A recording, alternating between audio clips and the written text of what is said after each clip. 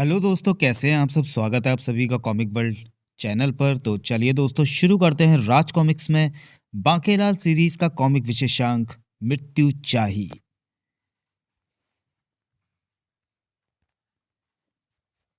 संजय गुप्ता पेश करते हैं हास्य सम्राट बांकेलाल का हास्य कॉमिक मृत्यु चाही। रोग नगरी। सूचना। सावधान, ये रोग नगरी है। इसमें तभी प्रवेश करें जब आपको अपने स्वास्थ्य की चिंता ना हो। ही सूचना द्वारा स्वास्थ्य मंत्री। यहाँ मुर्गे की बाग भोर होने का संदेश नहीं लाती। कुकड़ुकू। अबे कुंभकर्ण उठ जाओ। कुकड़ुकू, सुबह हो गई मामू। यहाँ भोर होते ही लोग अपने ढोर डंगरों को चराने के लिए या खेतों में हल चलाने के लिए नहीं निकल पड़ते। आज कौन सा रोग फैलेगा। यहाँ प्रत्येक सुबह एक नई चिंता के साथ आरंभ होती है। वाह वाह, मैं तो भौंकने के स्वर सुनकर इधर आ गया, परंतु यहाँ तो कोई कुत्ता ही नहीं है। फिर भौंक कौन रहा था। ओ, हमें कुकुर खांसी हो गई है, अर्थात कुत्ता खांसी। आज नगर वासियों को कुत्ता खांसी रोग हुआ है। इस रोग में इंसान को कुकर की भौंक जैसी खांसी लगती है। कभी जुकाम, कभी सिरदर्द, कभी कमर दर्द, कभी उल्टी, कभी दस्त। कब मिलेगा हर रोज पैदा होने वाली इन बीमारियों से रोग नगरी को छुटकारा। ऋषि वैदाचार्य के यहाँ रोगियों की भीड़ का लगना आरंभ हो चुका था। कल खुजली लगी थी, सारा नगर खुजला रहा था। आज कुत्ता खांसी लग गई, सारा नगर खांस रहा है। पुत्र बड़ा, औषधियां घुट गई हो तो ले आओ, मैं रोगियों में बांट दूं। जी पिताजी।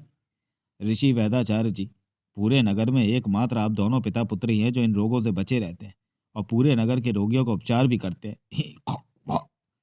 शायद ऐसा इसलिए है कि हम दोनों मिलकर नगरवासियों के रोगों का निदान कर सके। झूठ कह रहा है ये पाखंडी। ओह, ये तो ऋषि सब समझताचार्य हैं। तुम्हारे सारे कष्टों का कारण यही है। हमारे कष्टों का कारण ऋषि वैदाचार्य। हाँ, तुमने कभी इसके पुत्र बड़ा को ध्यान से देखा होता तो सब कुछ पहले ही समझ में आ गया होता। क्या समझ में आ गया होता ऋषिवर। इसे ध्यान से देखो और बताओ कि इसके कान बड़े क्यों हैं। हमें क्या पता, किंतु मुझे पता है। देखो, इसका सिर भी बड़ा है, इसकी आंखें भी बड़ी हैं, इसके दांत भी बड़े हैं। मुंह खोलेगा तो वो भी गुफा समान बड़ा होगा। इसकी नाक भी बड़ी है, इसके होंठ भी बड़े हैं, इसके बाल भी बड़े हैं, इसका नाम भी बड़ा है। इसकी समूची काया बड़ी और विशाल काय है। इसमें असामान्य क्या है ऋषि। सब समझताचार, बड़े अंग तो हट्टे कट्टे की निशानियां हैं। फिर झूठ। मैं सब समझता हूँ। ये इंसान नहीं है, ये राक्षस है। राक्षस? हाँ, ये बेड़ा गर्क कुल का राक्षस है। 20 बरस पूर्व यह बालक के रूप में ऋषि वैदाचार्य को राह में पड़ा मिला था। ऋषि वैदाचार्य उन दिनों औषधियों से उपचार का अध्ययन कर रहे थे। जैसे ही ऋषि वैदाचार्य ने उस राक्षस बालक को गोद में उठाया, एक भविष्यवाणी हुई। सावधान ऋषि वैदाचार्य, ये राक्षस कुल का शापग्रस्त बालक है। ये जहां भी रहेगा वह भयंकर रोगों से नागरिकों का हर वक्त सामना होगा। उन दिनों रोग व रोगी न होने के कारण ऋषि वैदाचार्य की वैदगिरी नहीं चल रही थी। अगर ऐसी बात है तो मैं इस बालक को पालूंगा। रोग फैलेंगे तो लोग उपचार के लिए मेरे पास आएंगे। मेरा धंधा भी खूब चलेगा। ओ, आज तक इसलिए इन दोनों को कोई रोग नहीं हुआ।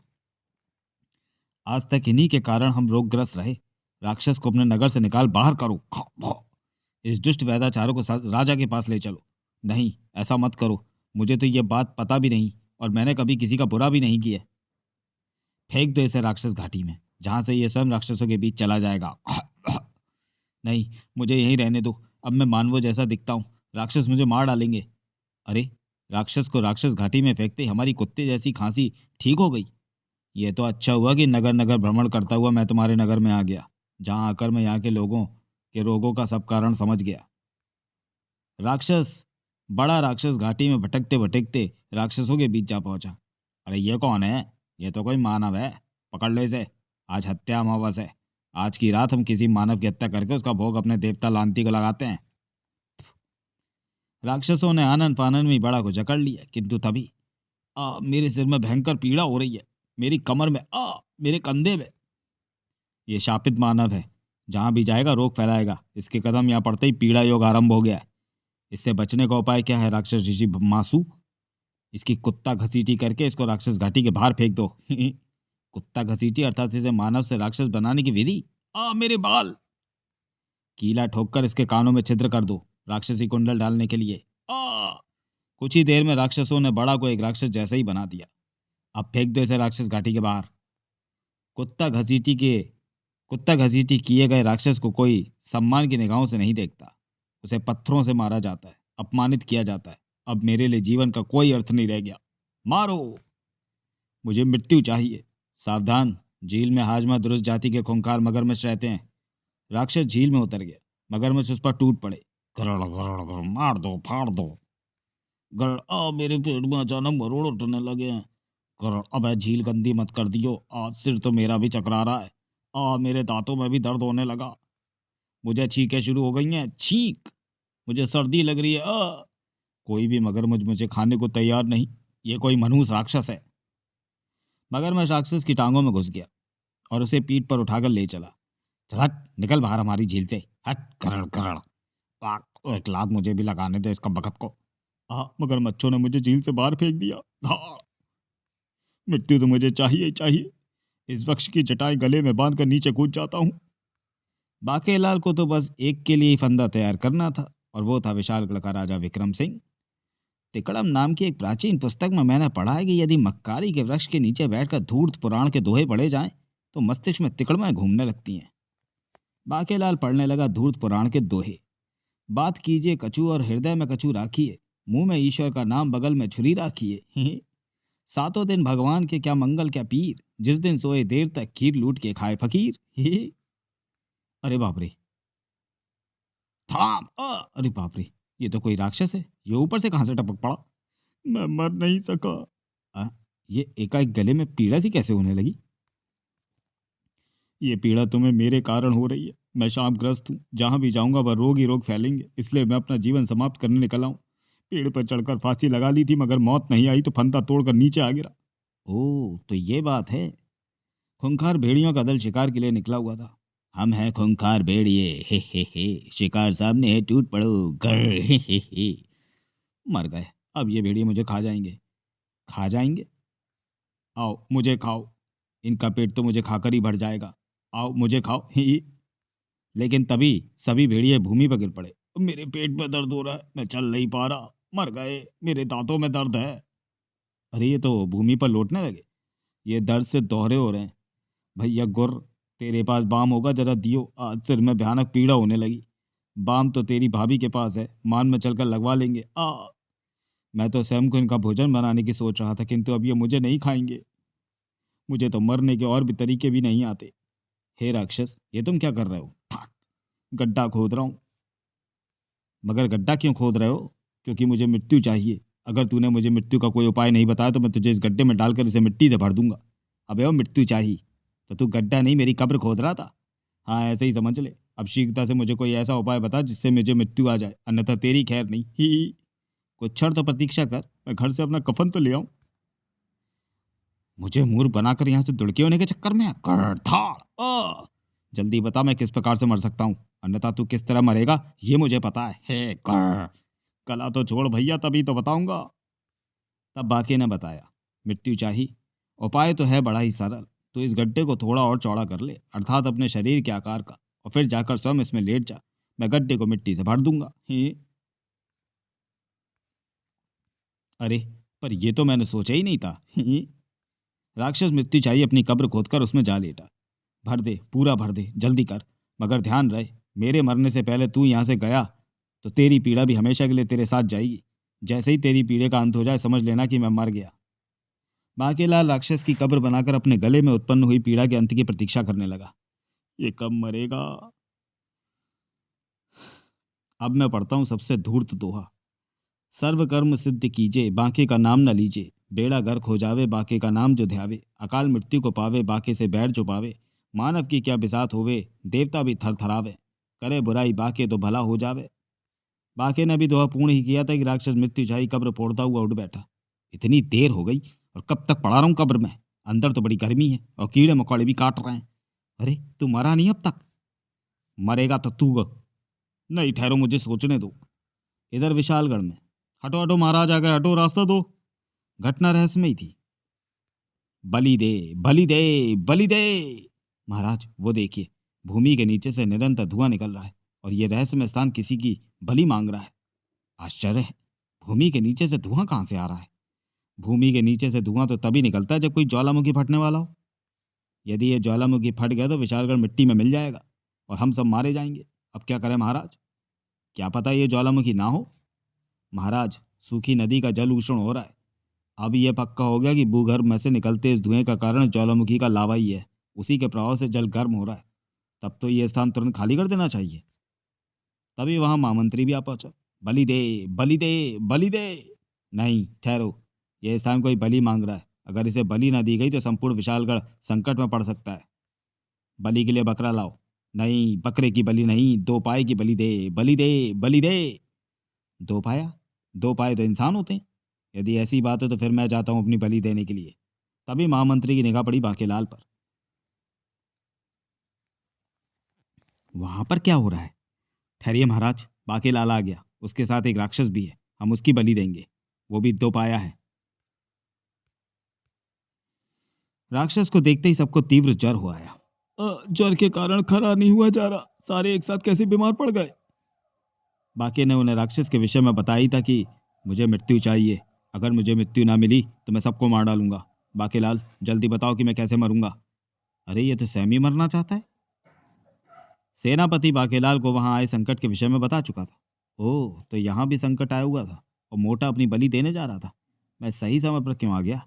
अन्यथा मोटा अपनी बलि दे देता। तब मुझे तुझे मृत्यु चाहिए और उसको बलि। ले पकड़ फावड़ा। इसका क्या करना है? जाकर खोद वहां पर एक कुआं।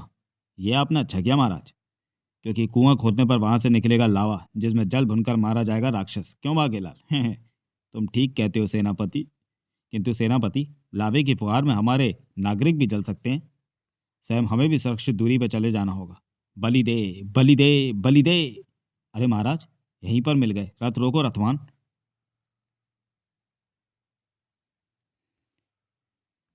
महाराज, मेरा नाम तू है और मैं टरका नगर का महामंत्री है। आपका नाम तो समझ में आता है, किंतु ये मैं कौन है जो टरका नगर का महामंत्री है? आपके साथ जो दूसरा कोई मंत्री दिखाई नहीं पड़ रहा, मैं भी मैं ही है महाराज। तो फिर आप दो लोगों का परिचय हमारे महाराज को क्यों दे रहे हैं मान्यवर? तू? मैंने तो एक का ही परिचय दिया है, केवल अपना। मेरा नाम तू है, मैं तो मेरा संबोधन है। ओ, आप कहना चाहते थे कि मैं टरका नगर का महामंत्री हूँ। आपने भाषा की गड़बड़ की है। हूँ को है बोलने से भ्रम उत्पन्न हुआ। मैं ऐसे ही बोलता है, किंतु इस समय तू बोल रहा है। जल्दी बोलो। गढ़। महाराज, पिछले साल हमारे राज्य में एक नरभक्षी शेर घुस आया था, तो उसके अंत के लिए हमने राजा मदद सिंह की मदद ली थी। 6 माह पूर्व एक दैत्य हमारे राज्य में आ गया और उत्पात मचाने लगा, तो हमने राजा उत्पाती की मदद ली। 2 माह पूर्व एक भयंकर सांप राज उद्यान में घुस आया, तो हमने राजा सपेरा सिंह की मदद ली उसे पकड़वाने में। 1 माह पूर्व डाकू सोता सिंह का आतंक फैल गया, जो राज्य में आकर सो जाता था और फिर उठने पर सबको लूट लेता था। तो उसका आतंक दूर करने के लिए हमने राजा मंत्री सिंह की मदद ली। हमने हमारा राजा है। आगे बताओ। अच्छा हुआ जो आपने बीच में ही पूछ लिया, नहीं तो मैं पूरे 30 दिनों के संकट की व्याख्या करता और आपको बताता कि उन संकटों में हमने किस किस से मदद ली।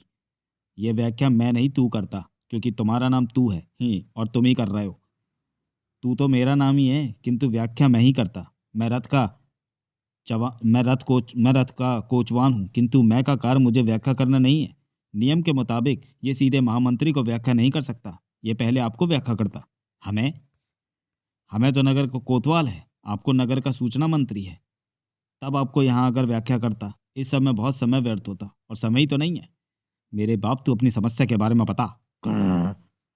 समस्या अपनी की नहीं है, अपनी राजा हमने की रानी का नाम है। बांकेलाल, सेनापति, कमबख्तो इसकी सुनते रहो। तुम लोग कुछ बोलो मत, वरना इसकी बात शाम तक भी पूरी नहीं होगी। महाराज, आप फिर गलत समझ गए। बात इसकी की नहीं है, तू की सुननी है। इसकी तो मेरी पत्नी का नाम है और तू आपके सामने खड़ा है। मगर अभी अभी तो तुमने कहा था कि आपके नगर का सूचना मंत्री, और वो यहाँ नहीं आया। सूचना मंत्री आपके नहीं, आपको है। आपके तो अभी अभी घोड़े पर यहाँ पहुंचा है, देखिए वो रहा। तो वो आपके है, वो तो घोड़े का नाम है। तो मैं कह रहा था कि विशालगढ़ और टरका नगर की सीमा पर एक विशालकाय दैत्य पक्षी यानी सरीसृप प्राणी का अंडा फूटने वाला है। अंडे की रक्षा 15-20 दैत्य पक्षी करते हैं। पिछली बार भी एक अंडा इसी प्रकार फूटा था, तब भी इन दैत्य पक्षियों ने राज्य में घुसकर खूब तबाही मचाई थी। पिछली बार से पहले भी ऐसा ही हुआ था, और पिछली बार के बाद भी ऐसे ही हुआ था, और पहले से पहले भी दैत्य पक्षियों ने खूनी उत्पात मचाया था। पहले से पहले के बाद अर्थात पिछली बार भी जब ऐसा हुआ था, तो 25 नागरिक मारे गए थे। दैत्य पक्षियों के भय से सभी नागरिक कंदराओं में रहने को विवश हैं। पिछली बार और पहले से पहले तो हमने कई राजाओं की मदद ली थी। इस बार कृपया आप इस संकट से टरका नगर की रक्षा कीजिए। महाराज, वो देखिए, लावा फूट पड़ा है और राक्षस मृत्युचाही को जला रहा है। लावा देखते ही देखते परिवर्तित हो गया लावा सुर में। यदि तुम धरती पर कुआं खोदकर मुझे बाहर ना निकालते तो मैं पूरी धरती को इतना गर्म करता कि तुम सब रोटियों के समान सिक जाते। कौन हो तुम? मैं हूँ लावारिस। पूरी धरती के घर में मेरा घर है। जब तक मैं इस धरती पर अपना लावा बरसाऊं तब तक तुम्हें अपनी कहानी सुनाता हूँ। मेरी कहानी बड़ी दुख भरी है। मेरे पिता एक ऋषि थे, उनका नाम था शतमुख। मेरे शतमुखी पिताश्री को 100 शादियों का वरदान था। मैं शतमुखी हूँ, अर्थात 100 मुखी, अर्थात एक के रूप में 100। अब जब मैं 100 हूँ तो मेरे 100 विवाह तो होने ही थे। वक्त बीतता चला गया। तौबा, मैं विवाह करके पछताया। तौबा, मैं विवाह करके शत दुखों का रोग लगाया। आज इन्होंने मुझे पृथ्वी भ्रमण कराने का वादा किया है। नहीं, आज ये मेरे सिर में तेल लगाएंगे। उनकी 100 पत्नियों का मैं इकलौता पुत्र था। जब मैं बड़ा हुआ तो तब तक पिताश्री के सिर पर एक भी बाल बाकी नहीं बचा था। पिताश्री, आपने तो 100 विवाह किए, अब मेरा एक भी विवाह करने से क्यों मना कर रहे हैं? काश मैंने एक भी विवाह नहीं किया होता। पुत्र लावा, मुझे गंजेड़ी ऋषि का शाप मिला हुआ है कि यदि मैंने अपने गंजेपन की अवस्था में तुम्हारा विवाह किया तो तुम्हें भूगर्भ में लावा बनकर एकाकी जीवन व्यतीत करना होगा। ये शाप 5,000 बरस तक प्रत्येक बरस एक बलि लेने से ही कटेगा। पिताश्री, मैं पीछे पड़ी नामक जिस कन्या से विवाह करना चाहता हूँ उसके ऋषि पिता डरायाचार्य ने मुझे शाप दिया है कि यदि मैंने उनकी कन्या से विवाह नहीं किया तो आपको 100 जन्म तक नरक भुगतना होगा, और मैं ऐसा नहीं होने नहीं दे सकता। अतः अतः मैंने आपकी आज्ञा के बिना ही प्रेम विवाह कर लिया है। ये रही आपकी बहू। मैं पीछे पड़ी, आगे आओ। ये तूने क्या किया पुत्र? तभी भूमि फटी और मैं उसमें समा गया। नहीं, मेरा जीवन कोरा कागज कोरा ही रह गया। मैं लौटूंगा, मैं लौटूंगा। मैं पीछे पड़ी। ही। तब से मैं भूगर्भ में लावा बनकर रह रहा हूँ। आज प्रथम बलि लेने का समय आ गया है, और जब मैं फूटता हूँ तो लावे के कारण तबाही तो आती ही है। किंतु ये कौन है जो मेरे लावे के पश्चात भी जीवित खड़ा है, और ये एकाएक मेरे सिर में भयानक पीड़ा सी क्यों होने लगी है? ये बलि स्वीकार नहीं हुई। प्रथम बलि लेने में ही मैं असफल हो गया। अब मैं कभी किसी की बलि नहीं ले पाऊंगा। सारा लावा मेरे शरीर से टकराने के पश्चात भी मुझे मृत्यु तो मिली ही नहीं। मुझे मृत्यु ना मिली तो कोई नहीं बचेगा, और सबसे पहले मरेगा बांकेलाल जो मुझे यहाँ मारने लाया था। ये तो लावे से भी नहीं मरा। मैं तो इसे राजा से आमना सामना कराने के लिए लाया था ताकि राक्षस पहले विक्रम सिंह को मार दे। मेरे विचार में महामंत्री तू की समस्या का हल भी यही राक्षस है महाराज। इसे ही वहां भेज देते हैं, उन दैत्य पक्षियों के पास। वैसे भेजना तो मोटे के मुच्छड़ को चाहिए, मगर अभी तो मेरे ही प्राण मुश्किल में पड़े हैं। बाकेलाल का कहना ठीक है। दैत्य पक्षी मृत्युचाही को हजम कर जाएंगे और फिर उन्हें किसी और को खाने की आवश्यकता ही नहीं रहेगी। मृत्युचाही, तुमने सिल लिया ना, महामंत्री तू के साथ जाओ। नहीं, ठहरो। दैत्य पक्षी मृत्युचाही को तो खा जाएंगे, मगर फिर भी वहीं रहेंगे और संकट ज्यों का त्यों बना रहेगा महाराज। आपको भी हमारे साथ चलना होगा। तभी, महाराज, बहुत बुरा समाचार है। कैसा बुरा समाचार सैनिक? मनोज विक्रम सिंह के लिए बुरे समाचार तो मुझे अच्छे लगते हैं। ऋषि तपस्याचारी को कोई हमारी राज्य सीमा में फेंक गया है। महाराज, ये तो वही ऋषि है ना जो वर्षों से कठिन तपस्या कर रहा है, और किंवदंतियों के अनुसार जिसके नेत्र खुलने पर उसके नेत्रों से इतनी विध्वंसक ऊर्जा निकलेगी कि जिस पर उसकी निगाहें पड़ेंगी वह जलकर खाक हो जाएगा। हाँ, ये वही ऋषि है। यदि अभी उसके नेत्र खोलने होते तो मृत्युचाही को उसके सामने खड़ा कर देते। सेनापति, मैं कुछ सैनिकों के साथ राक्षस मृत्युचाही को लेकर महामंत्री तू के साथ जाता हूँ। तुम और बाकेलाल इस संकट से निपटने का उपाय सोचो। मृत्युचाही की मृत्यु के साथ जर का भी अंत हो जाएगा। ठीक है महाराज, जैसी आपकी आज्ञा। किंतु जर की दवा तो खाकर जाए महाराज। राजा विक्रम सिंह इत्यादि के जाने के बाद, चलो बाकेलाल, हम उस ऋषि के पास चलते हैं। किंतु अगर उसी समय ऋषि ने अपने नेत्र खोल दिए तो? ऐसा नहीं होगा। ऐसी मान्यता है कि जिस समय ऋषि तपस्याचारी नेत्र खोलने वाले होंगे उस समय मंदिर के घंटे गूंजने लगेंगे। तो फिर चलो, इससे पहले कि ऋषि अपने नेत्र खोल दे हम भी उसे उठाकर निकटवर्ती राज में फेंक देते हैं। मैं सोच रहा हूँ कि अगर नेत्र खुलते ही मोटा मुच्छड़ उस ऋषि के सामने पड़ जाता तो। हाँ हाँ, चलो चलो। महाराज तो वैसे भी मौत के मुंह में चले ही गए हैं, दैत्य पक्षी उन्हें छोड़ेंगे नहीं। शीघ्र ही रथ उस स्थान पर जा पहुंचा था। ओह, तो ये है ऋषि तपस्याचारी। बांकेलाल, कहते हैं कि इसकी क्रोधी प्रवृत्तियों के कारण संपूर्ण ऋषि बिरादरी ने इसका बहिष्कार कर रखा है। अगर दुश्मन दुश्मन जमाना गम नहीं, कोई आए कोई, हम किसी से कम नहीं, कम नहीं, कम नहीं। समस्त ऋषि बिरादरी से प्रतिशोध लेने के लिए ऋषि तपस्याचारी ये तपस्या कर रहे हैं। सैनिकों, उठाओ ऋषि तपस्याचारी को विशालगढ़ की सीमा के बाहर फेंक दो। किंतु जैसे ही सैनिक ऋषि को सीमा के पार फेंकने लगे, ठहरो, पाप की इस गठरी को नहीं रहने दो। ऋषि तपस्याचारी के विषय में आसपास के सभी नगरवासी जानते और सभी ने अपनी सीमाओं पर कड़ा पहरा लगा रखा है। दोबारा ऐसी चेष्टा हरगिज मत करना, अन्यथा ध्यान रहे हमारे यहाँ के ऋषियों ने सीमा पर बर्बादी के बीज बिछा रखे हैं। यदि कोई इस ऋषि को हमारे राज में फेंकने की चेष्टा करेगा तो बर्बादी के बीज उड़कर उस राज में छितरा जाएंगे और वहां बर्बादी फैलाएंगे। हम इसको इस राज में नहीं फेंक सकते। उधर राजा विक्रम सिंह मृत्युचाही को लेकर दैत्य पक्षी के अंडे के निकट जा पहुंचे थे। मृत्युचाही, जाओ दैत्य पक्षी के अंडे को फोड़ दो, तब क्रोध होकर सभी दैत्य पक्षी तुम्हें नोच नोच कर खा जाएंगे। अगर ऐसी बात है तो मैं अभी जाकर दैत्य पक्षी का अंडा फोड़ देता हूँ। मृत्युचाही जैसे ही दैत्य पक्षियों के निकट पहुंचा, दैत्य पक्षी पीछे पीछे हट गए। ये क्या हुआ? हमें चक्कर से आ रहे हैं। क्वाक क्वाक क्वाक, हट जाओ भैया, पीछे पीछे हट जाओ। रोग की अवस्था में हम किसी पर आक्रमण नहीं करता होते। शायद मुझ पर आक्रमण करने की तैयारी कर रहे हैं, मगर तब तक तो मैं इनका अंडा फोड़ डालूंगा। अंडे में से जुड़वा बच्चे निकले हैं। क्वाक, दानव ने अंडा फोड़ दिया। ओह, इसलिए अंडे का बाहरी छिलका सख्त हो गया होगा। क्वाक, पक्षी देवता पखरूलाल ने कहा था कि जिस दिन अंडे में से जुड़वा पक्षी पैदा होंगे उस दिन हमारा शाप कट जाएगा और हम अपने लोग पक्षालू को वापस लौट सकेंगे। चलो दानव को धन्यवाद करें। अब ये क्रोधित होकर मुझ पर झपटने मेरी ओर आ रहे हैं। दैत्य पक्षियों ने राक्षस के ऊपर अपनी चोंचें खोल दी। ये तो चोंचों में से मोती बरसा रहे हैं। राजा राजा, ये तो मुझे नोच ही नहीं रहे। अरे राक्षस तो क्रुद्ध हो गया, लगता है हीरे मोती कुछ कम रह गए। तो फिर इतने हीरे मोती बरसा दो कि इसका क्रोध उड़नछू हो जाए, अन्यथा जब तक ये प्रसन्न नहीं होगा तब तक हम अपने लोग पक्षालु नहीं लौट पाएंगे और शायद हमारा रोग भी दूर नहीं होगा। वो इसी के आगमन पर हमें लगाए। उगल क्वाक, उगल वाक। हम कौन है? नहीं सॉरी, ये तो कमाल हो गया। आज ये दैत्य पक्षी नोच खसोट करने के बजाय हीरे मोती लौटा रहे हैं। महाराज, हम बेकार में ही डर गया। हम कौन है? राजा, जल्दी कर, मृत्यु दे मुझे। हम तो मेरा संबोधन है। अब आप यहाँ से प्रस्थान कर सकते हैं ताकि मैं सारा खजाना समेट सके। मृत्यु चाहिए तो मैं मृत्यु देने का कोई अन्य उपाय सोचना होगा। फिलहाल तुम ये हीरे मोती समझ कर रथ में रख दो। मेरा ज्वर कम नहीं हो रहा। हाँ हाँ, जल्दी करो, मैं इन्हें महल ले जाएगा।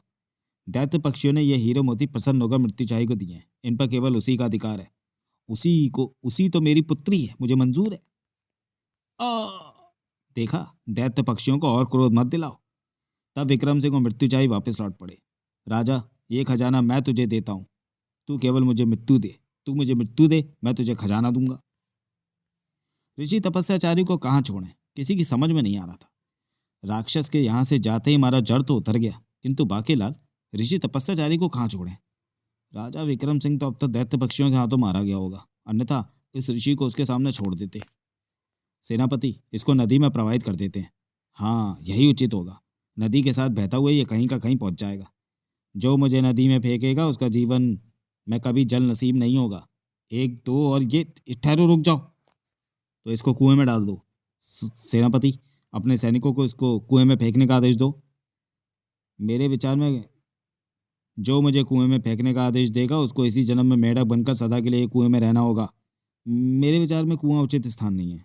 इसको सिंह बहुल क्षेत्र में डाल देते हैं। सिंह इसे अपना भोजन बना लेंगे। सावधान, इधर ना आए, इधर चप्पे चप्पे पर सिंह हो सकते हैं। जो मुझे सिंहों के आगे डालेगा उसकी मृत्यु हाथी के पाँव के नीचे कुचल कर होगी। तो फिर इसको भूमि में गड्ढा खोद कर दफना दूँ। जो मुझे गड्ढा खोद कर दफनाएगा उसे कब्र के कीड़े खाएंगे। यही वह पल था जबकि मंदिर के घंटों का जर गूंज उठा, टन टन टन। मंदिर के घंटे कौन बजा रहा है? यहाँ वन में मंदिर कहाँ है? इन घंटों के बजने का अर्थ है कि ऋषि तपस्याचारी अपने नेत्र खोलने वाले हैं। अब हम यहाँ से नहीं रुक सकते।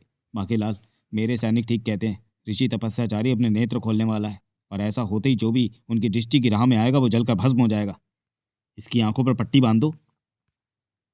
पट्टी कौन बांधेगा? पट्टी बांधते बांधते इन्होंने आंखें खोल दी तो क्या होगा? मैं तो उस पेड़ के पीछे जा रहा हूँ। बाकीलाल, तुम भी ढूंढ लो कोई छाया। Ton ton ton. किंतु ये क्या? राजा, मुझे मृत्यु दे। और कितनी प्रतीक्षा करवाएगा? राजा विक्रम सिंह ने रथ रोक दिया। ये मोटा मुच्छर तो जिंदा वापस लौट आया और राक्षस मृत्युंजय भी साथ है। ये भी नहीं मरा। इसके लौटते ही पुनः जर महसूस होने लगा है। ये घंटों के सर कहाँ से आ रहे हैं? यहाँ तो कोई मंदिर भी नहीं है।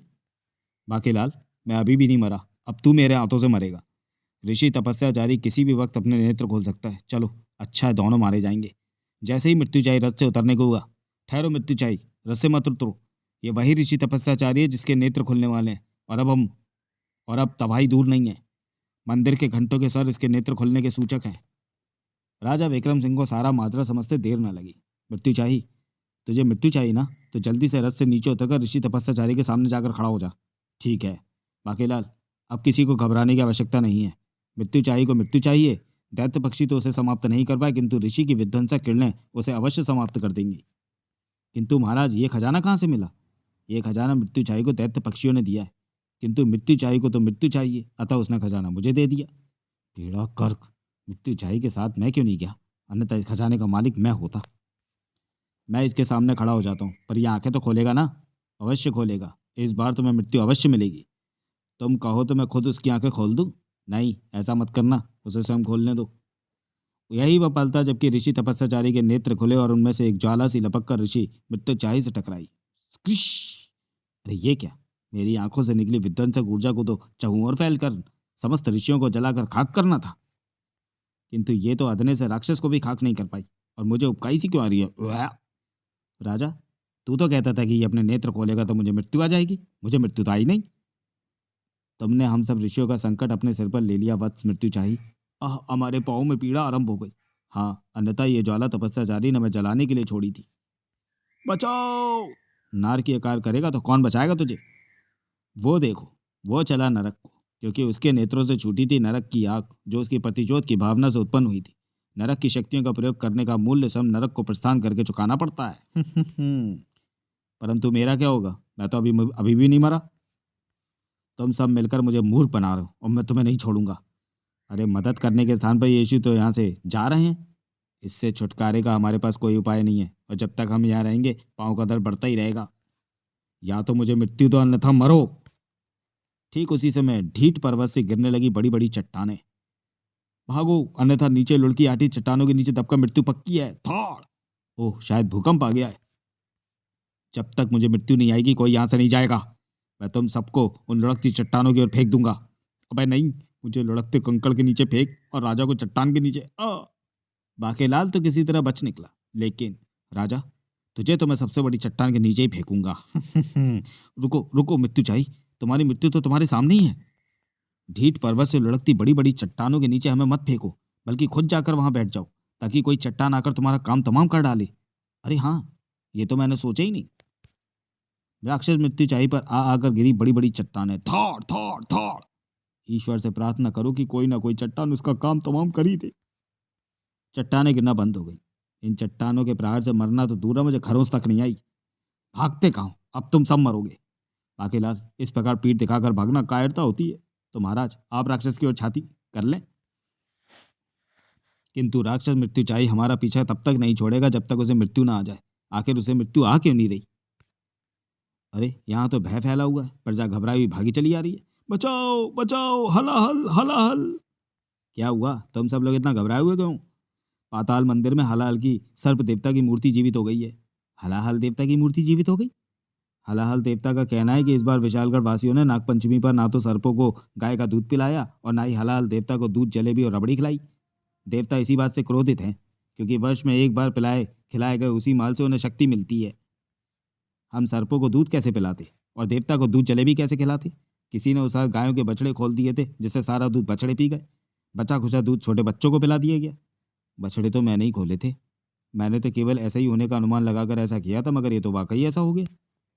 हलाल देवता के सिर पर विशालगढ़ टिका है। दूध, जलेबी और रबड़ी ना मिलने से उसमें दुर्बलता आ गई है, और वह विशालगढ़ का भार सह नहीं पा रहे हैं, जिससे भूकंप आ रहा है। हलाल देवता ने कम मात्रा में कम हलाल बरसाकर कई नागरिकों को मूर्छित कर दिया है। उनका कहना है कि फौरन गाय के दूध इत्यादि का प्रबंध करो, नहीं तो भारी मात्रा में हलाल बरसाकर सबको समाप्त कर देंगे। संकट पर संकट! मृत्युंजय का संकट टला नहीं कि ये एक और संकट आ खड़ा होगा। हलाल का संकट आ ही गया तो उसका हाल पहले सोचो। हलाल देवता हलाल बरसाने लगे तो सब मारे जाएंगे। हलाहल देवता को तो कच्चा दूध पिलाया जाता है, इस वक्त दोपहर का समय, दूध प्रातः ही दुहा जाता है। अब तो विशालगढ़ में जितना भी दूध है वो एक बार उबला हुआ है। एक बार नाग पंचमी पर किसी ने हलाल देवता को उबला हुआ मलाई वाला दूध पिला दिया था। मलाई उनके मुंह पर चिपकी रह गई थी और रात में हलाल देवता के मुंह पर चिपकी मलाई को चाटने पहुंची चींटियों ने उन्हें खूब काटा था। तब भी हलाल देवता क्रोधित हो गए थे।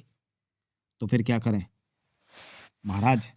मेरे विचार में तो स्वयं आपको वहां जाकर हलाल देवता से प्रार्थना कर उनका क्रोध शांत करना चाहिए। किंतु यदि वे नहीं माने तो?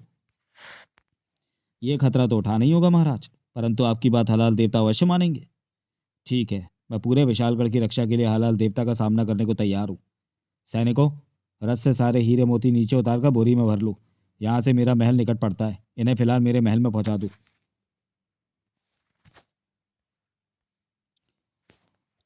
तो मैं जाता हूँ हलाल देवता के मंदिर। राजा विक्रम सिंह के वहां से जाते ही धमका, राक्षस मृत्यु चाहिए, मृत्यु दो अन्यथा मरो। अरे बाप रे, ये तो पीछा करता हुआ यहाँ भी आ धमका, भागो वरना ये मार डालेगा। अजी भाग कर सब कहाँ जाइएगा, जहाँ जाइएगा मुझे पाइएगा। ओ मैं भाग क्यों रहा हूँ इस दुष्ट से बचकर? क्यों ना इसे भी हलाल देवता के मंदिर में भेज दूं, दोनों शत्रु एक साथ मारे जाएंगे। राजा विक्रम सिंह जा पहुंचे थे हलाल देवता के मंदिर। ओह, इन नागरिकों को हलाल देवता के विश्वंकारों ने ही मूर्छित किया होगा। आ गया तू राजा, हिस। हलाल देवता को राजा विक्रम सिंह का प्रणाम।